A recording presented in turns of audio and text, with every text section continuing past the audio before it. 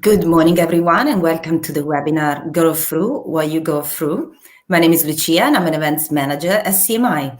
I will shortly be handing over to David, who's running the session today. If you've got any questions during the webinar, you can ask them using the live chat box on the right of your screen, and we shall answer as many as we can. Today's session is being recorded and will be shared with you later on today.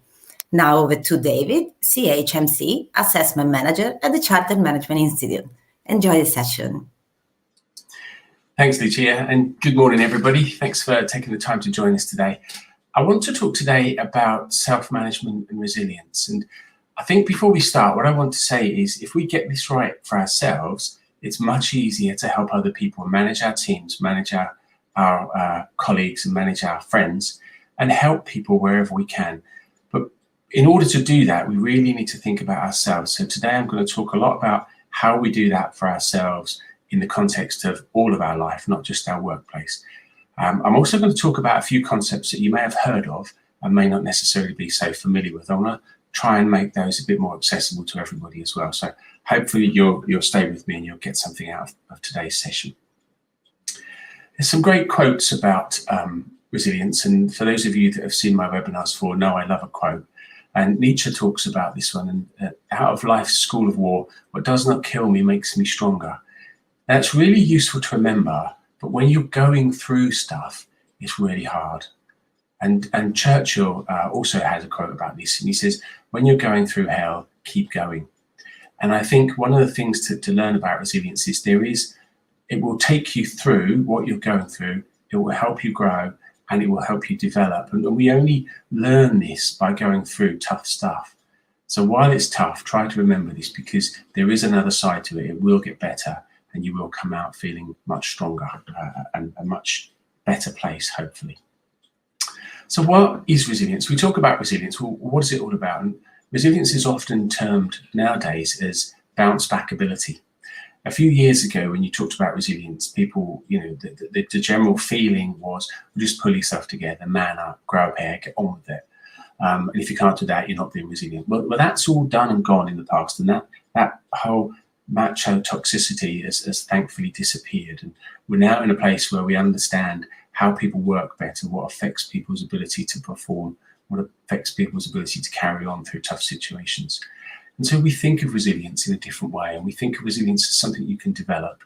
And it's all about that bounce back ability. How do I come back from this? How do I ride through this and then come out the other side a much stronger person, much more balanced, much more stable, much more able to cope with whatever happens next? So we're facing those waves, and we're getting stronger every time we see something coming. We can deal with it, we can cope with it. Now, that's all very easy to say, and I want to talk about this as we go through, but we have to develop tools for ourselves in order to do that.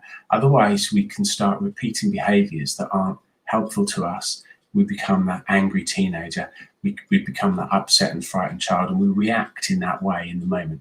So we need to work out how we can deal with that, how we come through this, and what tools there are for us to cope. And that's what we're going to talk about as we go through today.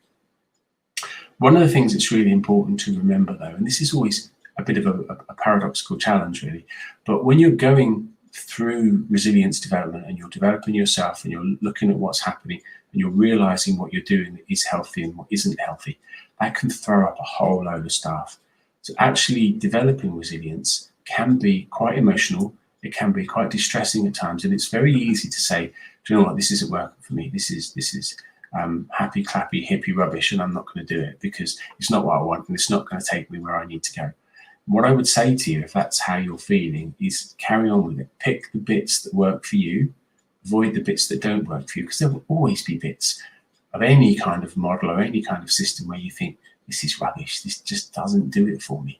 And there'll be other bits where you go, yeah, that's the one nugget that I'm going to take from this, and that nugget's going to make me grow. So as we go through this, pick out what you want, what works for you. Nobody's ever saying you have to do all of this, but there are nuggets in here for everybody, I believe. But be prepared, it is hard work, and it will throw up some emotional problems for you, some emotional questions, some emotional issues, things that you've not dealt with that are stopping you from being resilient, because they're the places you go back to, those emotional places, that angry teenager screaming and shouting in your bedroom, kicking the door, slamming the doors, hating everybody around you because you're not equipped to deal with. That's where you go back if you don't build your resilience. So that's what we want to think about today. And as I said at the beginning, once you've sorted this out for yourself, you can start to help other people. You can start to develop your team. You can start to develop your workforce, help your colleagues, help your friends and family. It's kind of a kind of halo effect that spreads out. So there's some key aspects of resilience. When people talk about resilience, there's some things that really need to be in place in order for you to develop that resilience. And one of the first of these is positive relationships.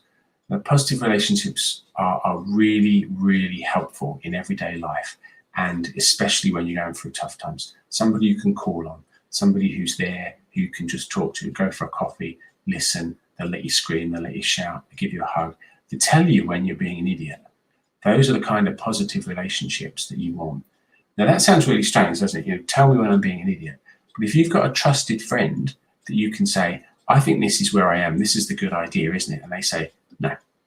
We don't want to be surrounded by honey-tongued people who will just pour treacle in your ear and tell you all the things that you want to hear. You need that critical friend to say, no, you're being an idiot. Don't do that. What is all this about? Why are you even upset about this? Let's break this down and see what's going on.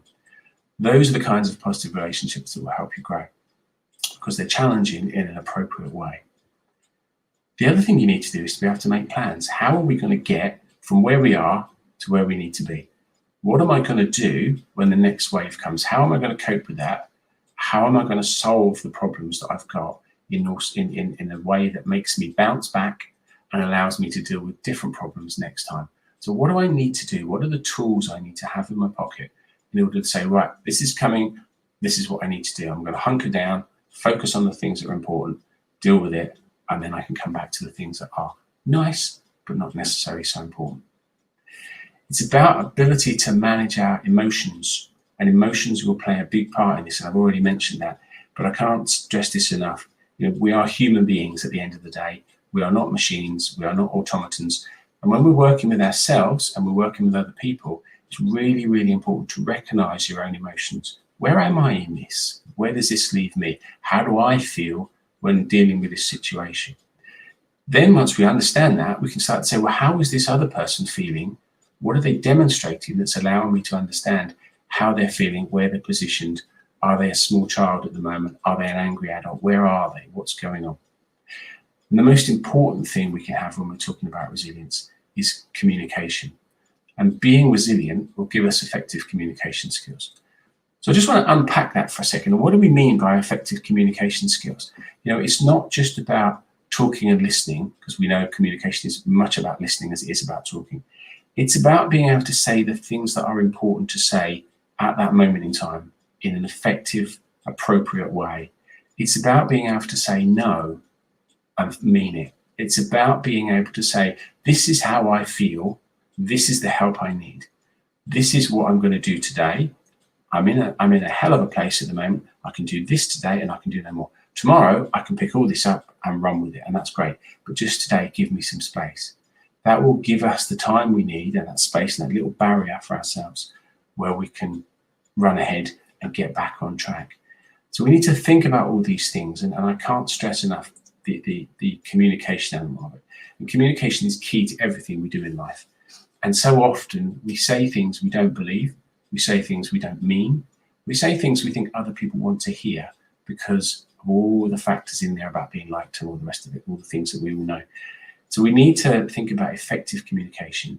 And in times of stress or times of crisis where we need that resilience, that communication is more important than ever. Work on it for yourself. Think about what you're telling yourself. Think about what you're telling other people. And do some critical analysis. Is what I'm saying true? Is what I'm hearing true? Are all these elements coming into place and helping me grow as an individual, helping me strengthen, helping me develop my own resilience? Or is this dragging me down?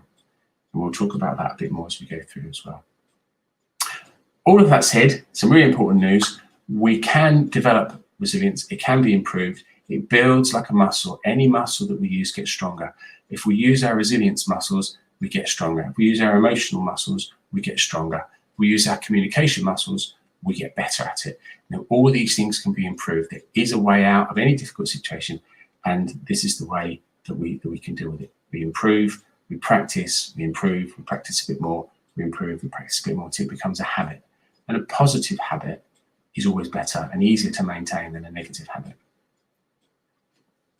So why should we do this? What's the point? Why on earth do we want to put ourselves through this stress, this aggro, this effort? Especially, when you think about situations that are going on at the moment, why do we want to put ourselves through this effort? Well, there's a number of reasons. It can make us healthier. We can adopt healthier lifestyles because of being resilient. We're not falling back on comfort eating, comfort drinking, smoking, whatever our particular vice may be. We're not sitting there at night with a 6-pack of crisps and a large bar of Cadbury's Milky Bar, or whatever it might be, whatever your particular vice might be. And we're not doing that as a way of avoiding dealing with things which would enable us to build our resilience. And believe it or not, if you can try and adopt a healthier lifestyle, now this is much easier said than done, isn't it? We've all been there. If you can try and adopt a healthier lifestyle, it will help you deal with the stresses and strains of life. It seems contrary to what we understand and what we know, but it actually works, and it works for the vast majority of people. So any little adaptations you can make to your lifestyle, I would suggest you make to make them more healthier. Now, that doesn't mean, give up meat and start eating mung beans, drinking water and give up wine. Whatever works for you is great. Develop some stress management techniques for yourself. I'm going to talk about that when we get onto mindfulness in a little while. But these techniques are also really useful in the workplace. And if you've got a team, small team, that could get behind you with this is a really good idea to deal with as a team.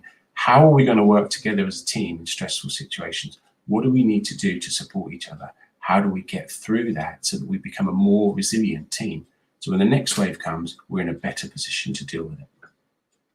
We need to it can help us find problems, solutions to problems such as bullying, harassment, poor communication, internal personal problems within the team, people not working together. We can end up with much more positive relationships from this.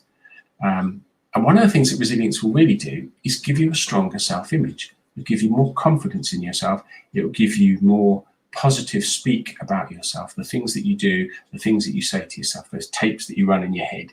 If we become more resilient, they will get more positive, and vice versa. It's a virtuous circle. One helps the other. So that's the point. That's why we do it. Now, that said, there's a lovely thing called the G.I. Joe fallacy, which was developed by Professor Laurie Santos at Yale University. And she does some great courses on Coursera if anybody is interested and you want to know a bit more about this kind of thing. But the G.I. Joe fallacy comes from the G.I. Joe show, cartoon show in the 1980s. And G.I. Joe was a bit like the Green Cross Code man in England. And the idea was that if you knew, you were half the way to solving the problem. You knew what to do, half the way to solving the problem. But that's not true. That's been proved. That's not true. We all know we should do things differently, but how many of us actually do them? We all know we should move and get up and move around and do 10,000 steps a day, but how many of us actually do it? And if we're doing that, what else aren't we doing? So we need that balance. But just because you know these things doesn't mean you should be able to do them, and you need to practice at them. You need to get used to them, you need to develop those muscles in order to help you get better and get more resilient. So I'm just going to take a pause here. I want to ask you a question. I don't expect you to answer because we're not interactive in that way, but I want you to ask yourself a question. And the question is, how are you? When I say how are you, I mean really, how are you? How is your day going? How is it that you are right at this very minute in time? How are you now? Very simple question. one that we all often don't give an answer to that is true. We see somebody in the street and somebody says, "Oh, how are you?" We go, "Fine, fine." Underneath, my world is crumbling. I'm potentially going to lose my job. I've got no money. I'm overweight. I've got a bad knee, whatever it might be.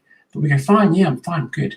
So what I want you to do is every day to ask yourself the question, when you're having a shave or having a wash or whatever it is, stand in front of the mirror. How are you? Really, genuinely, how are you? And tell yourself the honest truth, and then think about how we're going to deal with it, because that's what we're going to come on to as we go through this.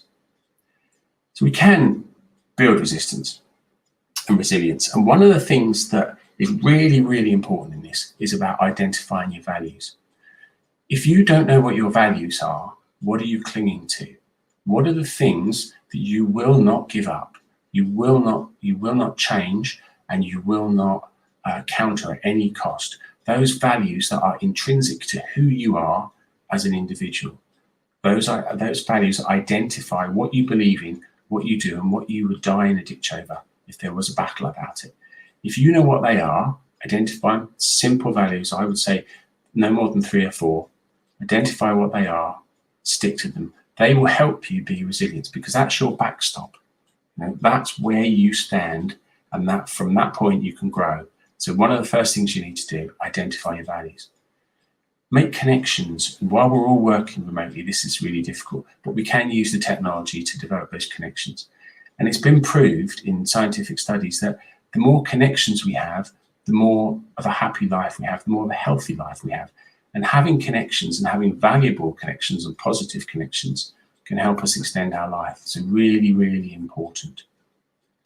Try to see crises as not being insurmountable. Try and see any crisis as an elephant you can break down. Okay, what are the intrinsic parts of this? What are the bits I'm building on this that I can take away? Can I take those away? What's the nugget of this that I actually have to deal with? And if you haven't seen it, we've done webinars on problem solving, creative problem solving, which will help you identify in a crisis what the problem is, and then give us a way of dealing with it once we've identified the actual problem and not the symptoms that we're feeling from that problem. We need to accept as well that change happens every day. Every day you go to bed, you will be a different person to the one you got up in the morning. Now, that's different because of emotions, what's happened to you, reactions to things. On a cellular level, you're a different person to the one that went to bed the night before. So think about those things. Change is inevitable. It happens. It's beautiful. We think about change as being some kind of a challenge. But if you think about caterpillars, when we see a caterpillar, sometimes they're not so pretty, sometimes a bit scary. They turn into a butterfly. And without that change, we wouldn't have butterflies. So we need to think about that as part of our resilience. We need to be able to accept change. But remember, knowing is not half the problem. We have to put all this into action, and we have to start to believe it. We focus on these things, so focus on good change, focus on positive change, and that helps us to deal with the difficult changes in a much better place.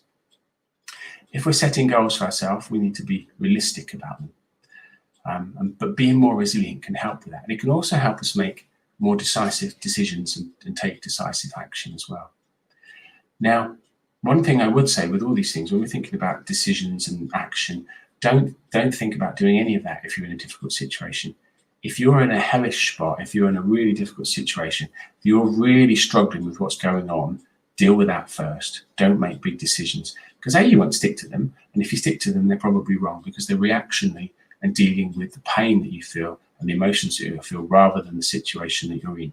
So we need to think about that, and being able to see all these things, being able to kind of bear these in mind, helps with our resilience. So really, really interesting things to do. We need to think about our own positive self-image. We need to think about the stories that we tell ourselves, the tapes that are running in our head, the things that we allow other people to say to us. If people around you are saying negative things to them, we need to have the resilience to be able to challenge them. Now, we might not have that at the moment, but we can build it, and we need to build on that, and we need to be able to confidently say, that's not appropriate. What you're saying is not appropriate. Because if we let people say things and we don't challenge them when we think we should, we're saying, actually, that's okay. You can do that. And I'm happy that you do that. So we need to get ourselves to a place where we can say, that's inappropriate. I don't like that. I'm going to call you out on that. But we need to keep all these things in perspective. So we need to try and understand not only ourselves, and when we started this webinar, I said, we're going to work on ourselves to work on other people. We need to be able to understand ourselves, but we need to try and see that in other people as well. So if we're faced with somebody who's saying negative things about us, why are they doing that? Do they mean it? Is it a habit? Have we allowed it? Have we encouraged it in some way? Call it out, challenge it, have that conversation, that difficult conversation, that honest communication that says, why are we saying these things to each other? What are we doing here? Is this what we really believe, or is this a habit? If we can deal with that once, we can deal with it twice. If we can deal with it twice, we can deal with it 3 times in an appropriate way, in a very appropriate way for both sides. So remember, we're all people here, and that will help us build our resilience. It will help us develop a positive outlook and a hopeful outlook that we can focus on ourselves and focus on other people as well. So we're all growing resilience together. So we have that position where we can challenge each other comfortably. We can challenge our colleagues, we can challenge our team in an appropriate way. They can challenge us in an appropriate adult way. We challenge with respect. Gives us an opportunity to take care of ourselves as well. And I often talk about building a sacred space, and people say, well, that's all a bit mamby-pamby, hippy-dippy. And I say, no, it isn't, because it's your sacred space, and that sacred space could be a punch bag hanging in your garage that you go out, and when you're feeling stressed, you knock the hell out of it. You can go out and hug a tree. You can go out and kick a tree. Don't kick the dog, because that's not very nice. But you can find a space somewhere in your garden or somewhere in your house where you can just scream your head off if that's what works for you. If that's your sacred space, it's yours. And while you're there, let other people know, don't come in. This is my space. Even if you share a house, you share accommodation with someone, even if you have to go into the toilet, lock the toilet door, scream and shout and swear and do whatever works for you in order that you can come back down to act in a way that's appropriate. So whatever your sacred space means for you is your personal sacred space. It doesn't have to be any kind of shrine, a church, a temple, anything like that. Whatever works for you. And as I said earlier, this is all about what works for you. Pick the tools that work for you. Avoid the ones that don't, because they're just going to hang on you like a weight. So pick the ones that work for you. Go with it. Try it. If it doesn't work, try something else. But keep trying. That's the key, really. So we're going to think about nurturing those positive relationships. We need to understand what a positive relationship is. And positive relationships are ones that help you grow and develop as a person, develop as an individual, develop ideas, and help you to change and become a different person at different times. We need to think about developing mindfulness, and I can already hear some of you thinking, oh, here we go, I'm going to switch off now, but don't, because I want to try and break this down a bit. There's a lot of talk about mindfulness, and there's a lot of misunderstanding about mindfulness. We want tools that can help us be decisive how we're going to make those decisions. And I would recommend you look back at if you haven't seen it already, look back at the webinar we did about problem solving and creative problem solving, because that's got some tools in there to help you make decisions. We need to accept change. Most of all, we need to recognize our values. What's important to us? What am I going to protect? Because that will give us that strength. Often, when we're going through a difficult situation, we treat it very differently to how we would treat a friend. And if a friend came along and said, I'm going through this really terrible situation, we might fall back on some tools like the GROW model for coaching. And my argument is, why don't you grow yourself? Why don't you grow your own? Use these tools, be your own critical friend, be your own best friend, and say things to yourself that you would say to a colleague or a friend. So if you're making decisions to build your resilience, what does that mean? What's the goal? What's the reality? What opportunities have you got to do that? And how will you move forward? And what's in the way? What's stopping you from doing that? Is it lack of will? Is there barriers in your way? Or is your goal just not really very real? Now, we all say we want to do things and do very little about them. That's not a goal. That's just wishful thinking. That isn't really a goal. It's not a goal till you work it out, work out what it means, and talk about it to somebody else. Go back to that communication. Think about what it is. Go to your critical friend. This is what I'm going to do. What do you think? I think that's brilliant. How can I help you? Or actually, you're mad. Why are you even trying that? Let's talk about why you want to do that. So think about how you would grow for yourself and how you can be your own coach, just as you would if you spoke to your best friend or your colleague or somebody who came to you for help. What would you say to them? Say that to yourself, because it's the same thing. So we've mentioned positive relationships, and we need to think about those relationships that will help us grow, relationships that make us happy. We've all got people in our lives who we think, oh, I really should go and see them, but do you know what? I just don't have the energy. I can't be bothered. It's just too painful. I really don't want to do it. Well, don't. You get one life to live. Make sure it works for you. Make time for those people that provide you with positive experiences, people that make you happy, people that fulfill you in whatever way you need to be fulfilled. Be careful of the honey-tongued monsters, though, because they're just telling you things they want you to hear, they think you want to hear. So you want challenging positive relationships, but relationships that challenge in a very appropriate and positive way. And wherever you can, and this isn't always easy at work, but wherever you can, minimize time that you spend with people that are negative. Now, if you're in a work situation, you have to spend time with those people. As you become more resilient, you'll be able to challenge them and say, why are you so negative? What is it? What can I do to help you be more positive about this situation? Now, don't think that that comes easy, because it doesn't. You need to work on that. You need to build those muscles that enable you to do that. But it's a really good thing to do if you can. Talked about all this. Make sure you spend time with people that matter. Where you have a problem, and you have a problem with an individual sometimes, attack the problem, not the person. To deal with the problem, not the individual, because the individual is not your responsibility to change. Think about what the problem is. Why is it a problem? Find a way of dealing with it. And don't focus on the individual, because that way you're creating problems, because you're focusing on somebody you don't like, you don't get on with, you don't really want to have to deal with. That in itself, thinking about that person, will bring up all of those problems. So think about that. Think about communicating appropriately and effectively with that person. And all of these things will continue to develop your resilience, to enable you to make positive decisions, enable you to make positive relationships. And it will all grow organically. There's no magic solution to this. Now, I want to spend a little bit of time now, before we get to the end of this, talking about mindfulness. And I think this is really important, because, as I said, lots of people talk about mindfulness and it gets really overblown, and it gets really, what is it? What does it mean? What are we doing? And do we have to sit in a particular way? And do we have to chant and breathe in a particular way? There are those aspects of mindfulness that people really like, and they really get a lot from that, and they really want to do that. But mindfulness really can be really, really helpful. And it's basically paying attention, being aware of what's going on for you at this moment in time, what's going on right now. So when we go back to that question, how are you? How are you right now?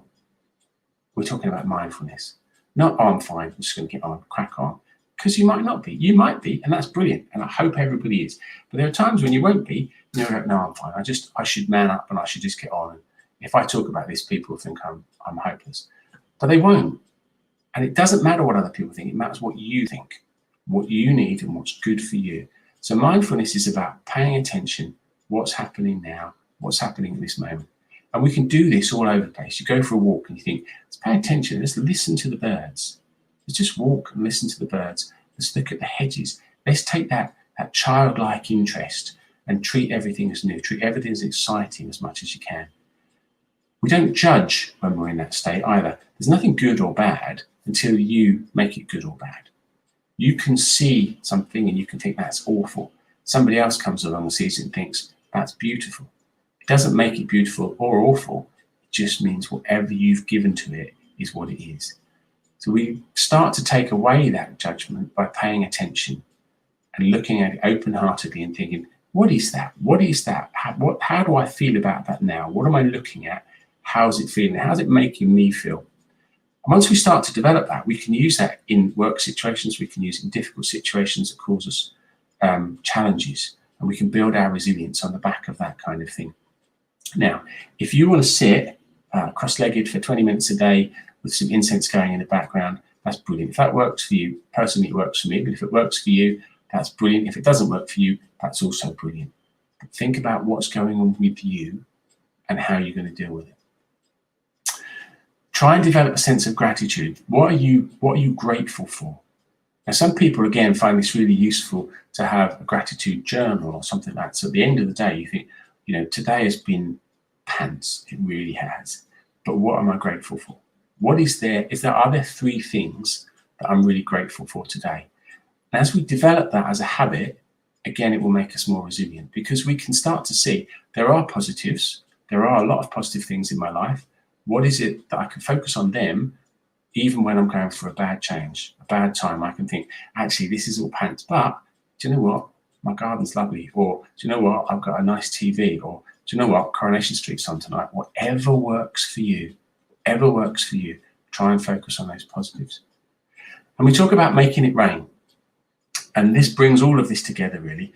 And we need to recognize what's going on, recognize what those emotions are. How are we feeling? How are we going to deal with it? Accept that it's there. Don't deny it. Because if you're going through tough times and you want to build your resilience, you have to accept what's happening. If you deny it, it's just going to get worse. It really is. I mean, that sounds like, well, I'll just deny it and make it go away. It doesn't. It will come back and bite you, and it will come back with sharper teeth every time, because you're not dealing with it. Recognize what's going on. Accept it's going on. Start to investigate it. Why is this happening? What is it that's going on? Is there anything I can remember from last time this happened? Am I repeating old habits? Am I not saying the things I need to say? Am I not calling on those people that will help me, who I can just say, I just want a coffee and rant, because that's what I need to do right now. And after I've done that, I've got it out of my system, I'll be in a much stronger place to go back into the office to deal with what's going on. Sometimes it's really useful if you're in a work situation and you want to take yourself out of that. Something's going on, you think, oh, this is not good. I can't deal with this right now. I need to gather my resilience, gather my strength to come back in 5 minutes and deal with it. That's fine. You don't have to react straight away. Go out. For those of you that smoke, go out and have a fag, have a wander around, scream in the car park. If you can't do any of that, go and sit in the toilet. Go and sit in the toilet cubicle. Think about what's going on. Just sit calmly. Breathe in 4 or 5 times nice and deeply. Try and think about how you're going to, what do I need to do when I go out of here? What do I need to do when I go back into that situation? How am I going to deal with it? It's going to help me and help those other people in an appropriate way that will allow me to grow, allow me to develop my resilience. So there's lots of benefits, lots and lots of benefits. It can help us be self-aware. It can help us develop peace and calm. It can help us connect with other people on a real level, people that we might have taken for granted. It can help our confidence and self-esteem. We start to feel better about ourselves, which will make us more resilient in the future. It gives us more energy, it can focus better, we can be more productive, which again makes us more resilient. We can find that sacred space for ourselves, which again makes us more resilient. So we're stronger and stronger all the time. And one of the brilliant benefits of this is it's free. It's not like going to the gym where we're developing muscles and we're paying that £40 a month or whatever it might be. We can do this for free. But just like going to the gym, if you pay your membership and don't turn up, you're never going to get any stronger. You're never going to get any fitter. So we know what we need to do. We need to practice it. And practice it little bits. What is something today I can practice my resilience on? A couple of minutes here and there. How can I deal with this? Thinking about communicating. Start with that first. Is what I'm saying what I want to say? And if it isn't, why not? What's stopping me? What do I need to look at to build me stronger so I can come back and say what I need to say? It also helps us be more decisive and more resilient, and we can make better decisions. But good and bad decisions only exist in hindsight. So again, like I said about judging, we can make a decision, it's the best decision we can make now, we make it for the right reasons. We look back in a year's time and go, that was a terrible decision. But that's because we're looking back. We can only deal with what we've got here and now. What's happening now? What do I need to do now? What is my decision now? And if you decide not to make a decision, that's still a decision. As long as you decide not to make a decision, rather than just flapping about and not making a decision because you don't want to make a decision. If you decide to not make a decision, make it a decision to not make a decision. There's a lot of decisions in there, but you get what I mean. And allow yourself the opportunity to fail. When you make decisions, you're going to make decisions that are bad. You're going to make decisions that are not the best decisions when you look back.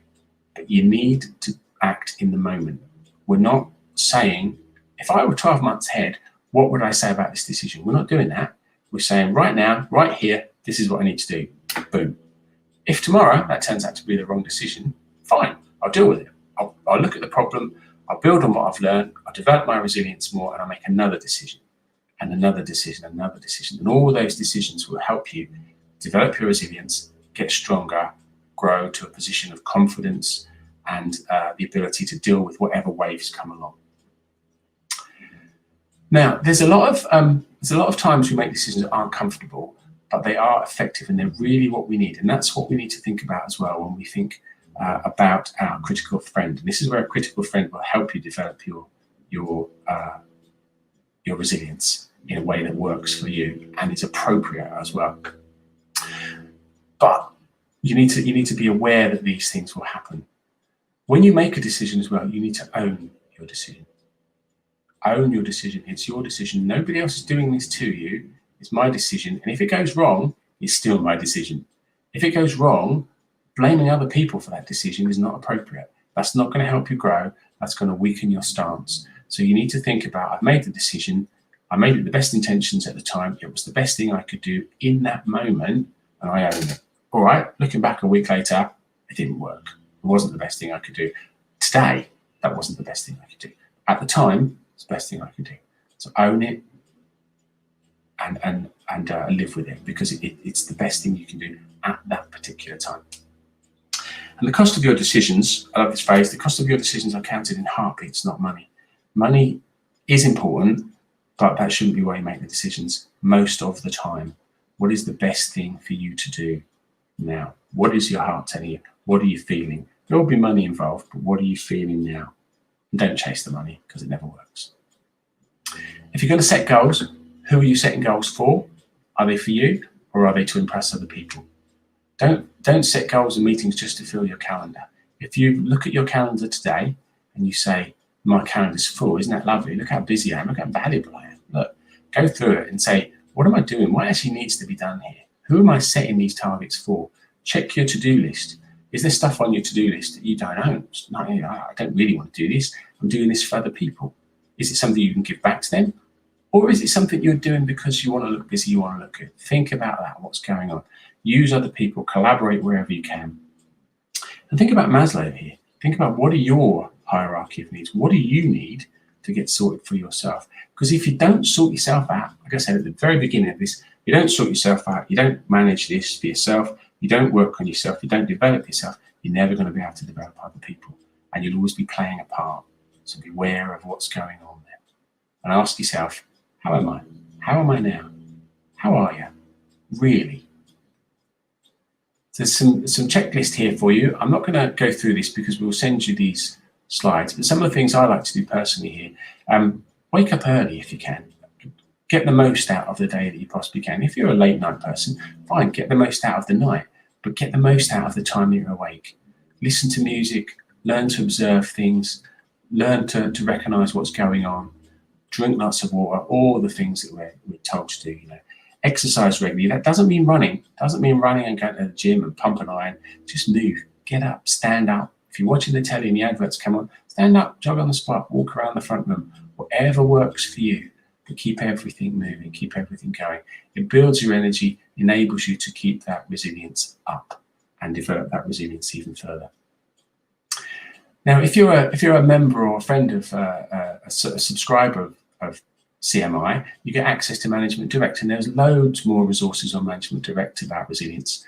And if you, depending on the level of membership you have, you get different levels of access to this stuff. So there's checklists to go through, things to look at, videos. This webinar will probably be on there in due course as well.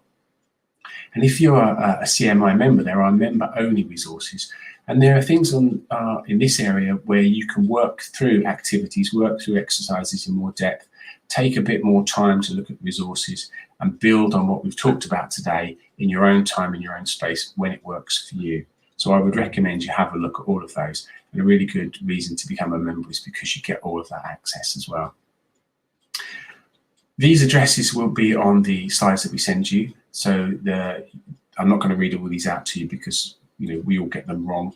So have a look at these when you get them. I would recommend you have a look at the resources on Management Direct. Have a look at what works for you. Talk about becoming a member. There are lots of other benefits to membership as well. So the final thoughts I want to leave you with before we pick up on the questions. Going through difficult situations, building your resilience, you're not alone. Reach out to those positive relationships you have whenever you need them. and they will reciprocate and expect you to be there as well. And that's all part of developing resilience. Being able to support your friends and your colleagues builds your resilience.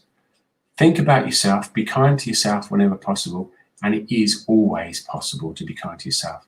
So if you can't be kind to yourself, why should anybody else? So work on that, develop your own kindness, be your own best friend. Create a sacred space, whatever works for you. Kick a tree, sit and hug the tree, sit and do some meditation, punch a punch bag, whatever works for you. Find the tools that work for you. Not all of them will work, not all of them work for everybody.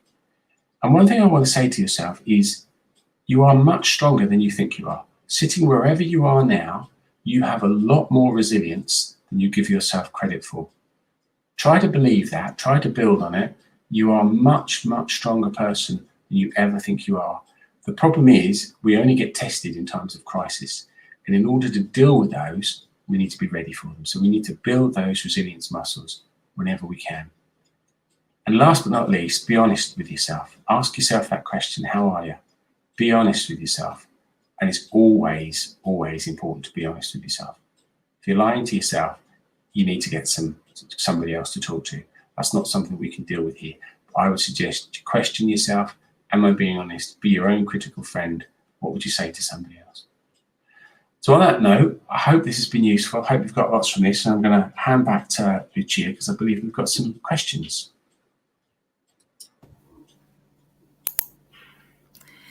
Yes, David, thank you. I thought the session was really interesting today. And yes, we have received quite a few questions ahead of the webinar, so I should start with the first one. How can one set the right priorities amid all the crushing personal health, family, financial, and work commitments? I think that's a really interesting question, and I think it's one a lot of people will be asking themselves. And for me, it really comes back to values. If you understand what your values are, if you've identified those values, you've got something to hang on to. And those will be the things that are important when you're going through difficult times. If you think your value is relationships, not money, shall we say, then during difficult times we call on those relationships and we develop those relationships and build those relationships. If your focus is money and your value is money, and let's face it, for some people that is, and there's absolutely nothing wrong with that. If your focus is money, how can I get more money? Where's the money I need? What money do I need? So think about the values that you've got. Be true to those values because they will help you get through difficult times. Where should an organization try and build resilience into its members? Should it be board level, senior management team, line managers and the deputies, or aimed at every member of the organization, so it has to spread the culture across the whole organization? It should be the latter, yeah. I mean, that's a very good question. And when I've worked with people, helping them to develop their resilience within organizations, often one of the first things teams will say is, have the senior team been through this training? And that is so important. You need to develop a culture that enables people to be resilient, enables people to challenge in appropriate ways, gives people the confidence. We're not in the days of people coming to work, I pay you, you do what you're told, and then you go home and I don't care until you come back tomorrow morning. Those days hopefully should have gone everywhere. Unfortunately, that's not the case, and that might be a bit naive of me trying to think that, but I'm a positive person. I think that should be the case. So in organizations, it's important to build that resilience everywhere, build a culture, have those conversations. What do we mean by resilience? What does it mean to us as an organization? How will we deal with the next crisis that comes along? Because let's not forget, the crisis that we're in at the moment is not the last crisis we'll ever face. This is, one of many waves that will come at us. So how do we as an organization do that? We do it by all talking together, everybody understanding the same terminology, everybody understanding the same words, and supporting each other to get through that. Do you use any critical methods that help you to stay calm, collected, and focused during moments of frustration or stressful situation in the workplace? Yeah, that's a really good question. And what I do is breathe. So if it's a really difficult situation, I will take myself out of it. And you can use any number of excuses. Excuse me, I just need to go to the loo. Whatever works for you, get out of that situation, breathe, focus, some nice calm breaths, think about what's going on, try and settle yourself down, really deep breaths. And when I say really deep breaths, What I mean here is belly breathing. So one of the things that you can do in terms of tools that you want to develop is think about how you're breathing. And most people, or let's say lots of people, chest breathe, and they breathe quite shallow and quite low. So we breathe through our chest. If you can learn to breathe through your belly, you get a lot more air in your lungs, naturally calms you down. Nice deep breath in, hold it for a count of 2, slowly let it out. Everything changes. We bring that focus down, we bring the adrenaline down, we bring all that boiling down, and then we can go back out and we can focus. And then we can say, okay, what's going on here? Why are we having this conversation? What's the problem here? Let's focus on that. Let's focus on how we move forward and crack on together. And don't be afraid to say, this is really frustrating. This is really stressful. I need someone's help here. Or I just need a timeout. Like you would with kids, when the kids are playing up, sit on the naughty step, time out, take you out of this situation, you calm down, come back in, we can all start to play again. And that works the same with adults as well. Just because we grow up, we think we should be able to deal with all of this. I'm a man, I'm going to deal with all this. No, you're not. There will be times when you're not going to do that. We need to. So for me, the tool, sorry, I've lost the plot here. For me, the tool is very much breathing, taking some time, remove myself, breathe, go back into it.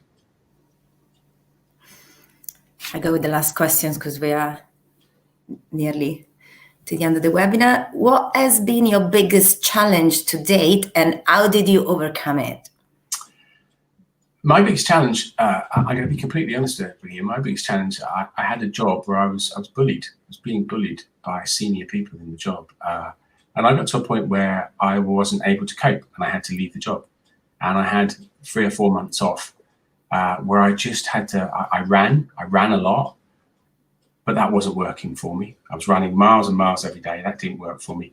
I took the opportunity to get some help not from a counsellor or anybody like that. I spoke to people I knew, spoke to people who've been through similar experiences and found ways of dealing with it for me.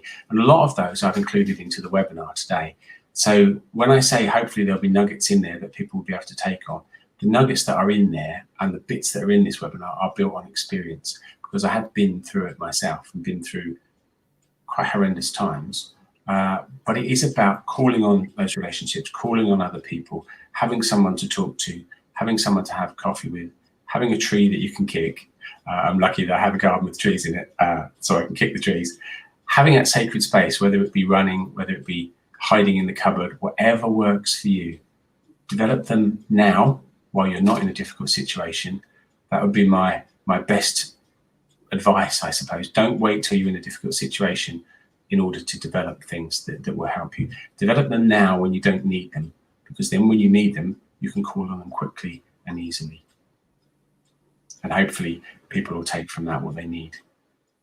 I'm sorry we've run over as well, but I thought that was useful. Yeah, that's it for today's session. And thank you, David, for sharing your knowledge with us. And thank you to everyone who participated.